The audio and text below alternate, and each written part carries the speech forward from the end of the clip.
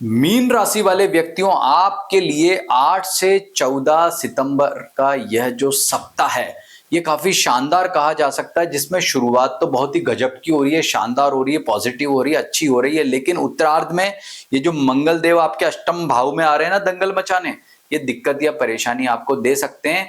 तो आइए इस वीडियो में जानते हैं कि यह सप्ताह आपके लिए कैसा रहने वाला है। जीवन के विभिन्न क्षेत्रों में आपको किस प्रकार के फलों की प्राप्ति होगी, न केवल आपकी राशि के आधार पर वरन नक्षत्रों के आधार पर, जो नक्षत्र आपका जन्म नक्षत्र है उसके आधार पर भी, प्लस ये मंगल यहां आया है तो किन लग्न कुंडली वालों के लिए, मतलब आपकी जो जन्म पत्री ओपन करते हो तो आपका जो लग्न होता है उसके आधार पर ये मंगल किन के लिए अच्छा रहेगा, किन के लिए खराब रहेगा, मीन राशि में भी उसकी भी चर्चा करेंगे। कहने का मतलब आपका जो भिन्नाष्टक वर्ग है, लग्न है, नक्षत्र है, सभी पर विचार करके ये कंक्लूजन निकालेंगे कि आपके लिए व्यक्तिगत तौर पर यह सप्ताह कैसा रहेगा। यानी कि बहुत ही शानदार और मिरेकल राशिफल होने वाला है, यूनिक। और YouTube में कहीं भी ऐसा राशिफल नक्षत्रफल आपको देखने को नहीं मिलने वाला है। तो पूरा वीडियो जरूर देखें। हमारे चैनल को सब्सक्राइब नहीं किया तो कर लो, बेल आइकन को दबाओ ताकि हर नोटिफिकेशन हमारा आप तक पहुंचे।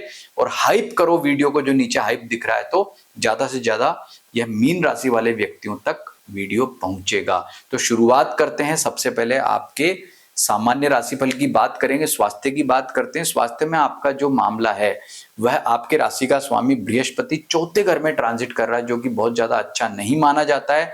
तो ऐसी स्थिति में जब चंद्रमा राहु शुरुआत में यानी कि 8 तारीख को सोमवार के दिन आपको दिक्कत दे रहे हैं मानसिक और शारीरिक, तो सोमवार का दिन आपके लिए भले इतना अच्छा नहीं है, लेकिन मंगलवार से आपकी शुरुआत अच्छी हो रही है। तो हेल्थ के मामले में सोमवार को आपको शाम तक सावधानी रखनी है, और पिछली जो कोई बीमारी है तो रिकवर होती होती सोमवार तक रिकवर हो जाएगी।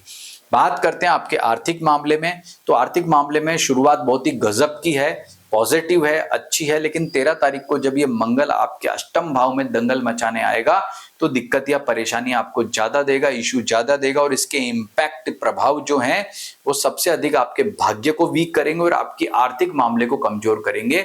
लेकिन ये तो मीन राशि के आधार पर मैंने आपको बता दिया है। भाई आपका लग्न क्या है? मैंने आपसे एक प्रश्न पूछा कि आपका लग्न क्या है। अपनी जन्म पत्री ओपन करो, अपनी लग्न देखो, तभी तो आपको बताऊंगा कि किसके लिए मंगल ज्यादा खराब है, किसके लिए कम खराब है। अपनी कुंडली ओपन करो और ओपन करके देखो कि मेरा लग्न क्या है। अगर आपका लग्न मेष है, आपका लग्न सिंह है, कर्क है, आपका लग्न जो है वृश्चिक है, धनु है या मीन है, ये जो मैंने बोले ना अभी, अगर इन इन राशियों का लग्न है ना आपका, तो ये मंगल यहां पर आपको ज्यादा दिक्कत नहीं देने वाला है, टेंशन मत लो। लेकिन आपका लग्न वृषभ है, आपका लग्न जो है वो यानी कि मीन राशि तो है, लेकिन लग्न लग्न क्या होता है? जब हमारी जन्म पत्री बनती है, जब जन्म होता है तो पूर्वी क्षितिज पर जो राशि उदय होती है लग्न होता है, और उसी के आधार पर सारी कैलकुलेशन होती है, जन्म पत्री बताई जाती है। तो वो अगर वृषभ है, वो मिथुन है, वो कन्या है, वो तुला है, वो मकर है, वो कुंभ है, तो आपके लिए मंगल घातक होगा, दिक्कत देगा, परेशानी ज्यादा देगा। ये बात समझ लो। इससे हम इसको बना लेते हैं व्यक्तिगत। समझ गए? बहुत सिंपल तरीके से मैंने आपको बताया। दूसरा, भिन्नाष्टक वर्ग देखो, अपनी कुंडली ओपन करो। अगर हार्ड कॉपी है तो उसमें ओपन कर लो, नहीं तो आजकल बहुत सारी एप्स है मोबाइल की, उसमें अपना जन्म पत्रिका बनाओ और देखो कि ये मंगल जो है भिन्नाष्टक वर्ग, मंगल का जो भिन्नाष्टक वर्ग है उसमें मंगल तुला राशि, अगर आपकी मीन राशि है तो देखो कि मंगल तुला राशि में कितनी रेखाओं पर बैठा है। यह अष्टम भाव में नेगेटिव होता है। सबको पता है कि ज्योतिष में अष्टम भाव में कोई भी ग्रह अगर ट्रांजिट करेगा तो खराब होगा। यानी कि यह अगर तुला राशि में मंगल 5, 6 या 7 रेखाओं पर बैठा होगा तो ये ज्यादा घातक सिद्ध होने वाला है। पहली बात, अगर कम रेखाओं पे होगा तो कोई टेंशन नहीं, बलहीन है, अष्टम में आए तो कोई दिक्कत नहीं है। फिर भी भाई मंगल के उपाय ओम अमंगारकाय नमः का जप जरूर कर लेना। और ये जो 2 बातें बताई मैंने आपको, इससे व्यक्तिगत आपके लिए कैसा है आप जान पाओगे, समझ जाओगे। अगर इन दोनों बातों को समझ लिया ना, तो मान करके चलना कि आपको आधी जो है कैलकुलेशन समझ में आ गई। अब डीपली और गहराई से आप समझ जाओगे कि मेरे लिए राशिफल कैसा, और व्यक्तिगत, कॉमन नहीं, व्यक्तिगत। बाकी आगे देखते हैं। धन भाव के बाद में बात करते हैं आपके पारिवारिक सुख में, तो पारिवारिक सुख के मामले में आपका समय बहुत अच्छा कहा जा सकता है। माता से, पिता से, सभी से अच्छा रिलेशन बनेगा। उनकी स्वास्थ्य संबंधी चिंता, दिक्कतें तो दूर होगी। समय आपका श्रेष्ठ रहेगा, पॉजिटिव रहेगा, अच्छा रहेगा। आगे बात करते हैं आपके वैवाहिक सुख के मामले में। वैवाहिक सुख के मामले में मंगल का अष्टम में जाना अच्छा नहीं है।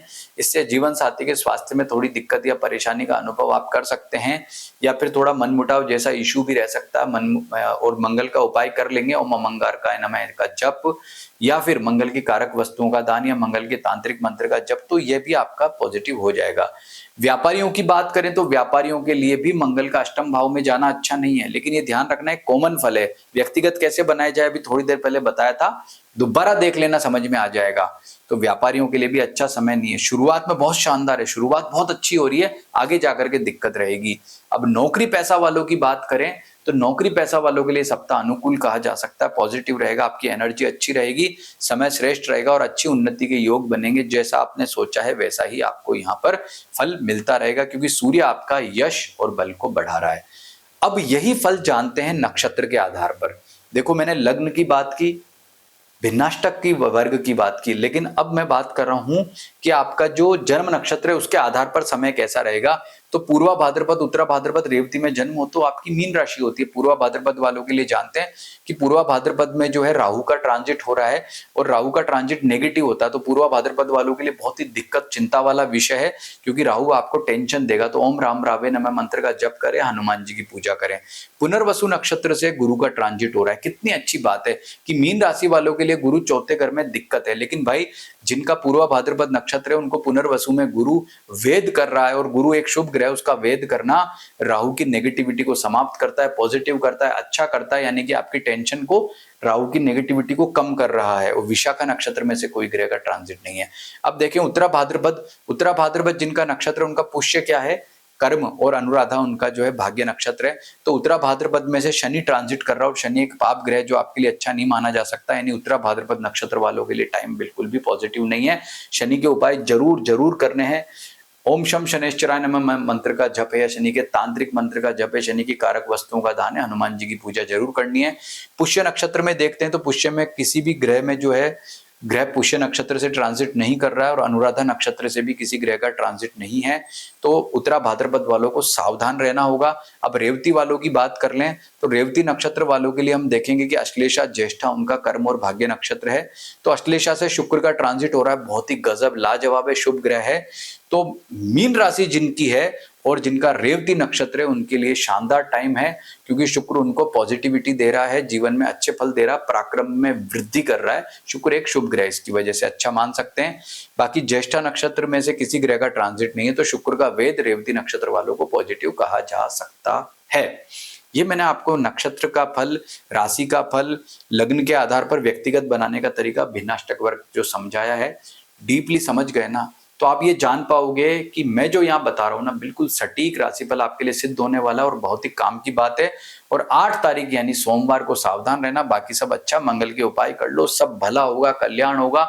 इस सप्ताह से जो है पितृपक्ष भी प्रारंभ हो गया, तो पितरों की भी खूब सेवा करो। जो भी आपकी तिथि है उस दिन पितरों का पूजन करो, नित्य जो है वो पितृ स्तोत्र का पाठ करो, पितृ गायत्री का जप करो, उनका आशीर्वाद मिलेगा तो निश्चित रूप से कल्याण ही कल्याण होगा। नमस्कार।